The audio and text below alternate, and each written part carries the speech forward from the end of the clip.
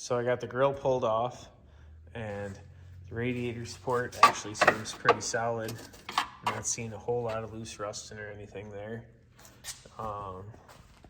Obviously not like the fender where you can literally just knock holes in it. Hopefully the radiator support's salvageable. Well, here's another problem. I went to take the wipers off to get the hood off, and I realized that the arm is really loose on the motor. And so I got the cover off, and I looked down in there, and I realized that, I don't know if you can see that, somebody thought they could wrap duct tape around the motor to fix the wiper arm rather than just replacing the part. We'll have to fix that too. So I got the body pretty much torn down. Put one of the doors on just for a test fit. Fits pretty good. Gonna have a lot of rust down in here that's gonna have to get fixed. Cab corners and rocker panels. We're gonna POR 15 the frame.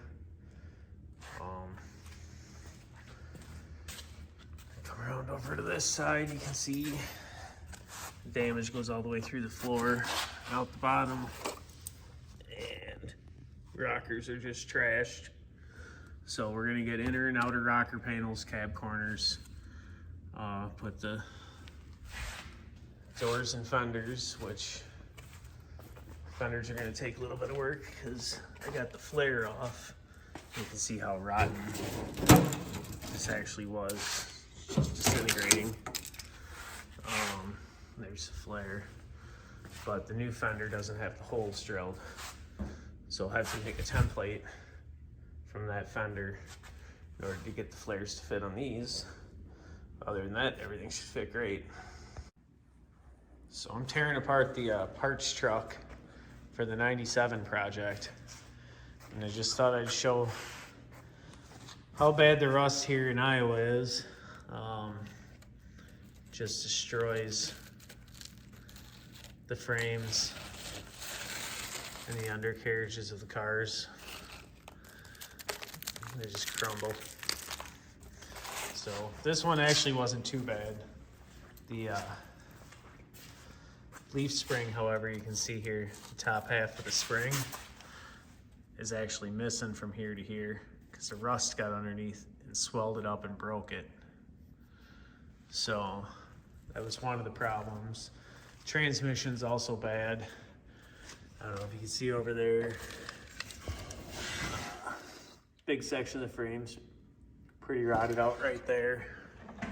And so that's why we took this one apart for parts. But just thought I'd show you that.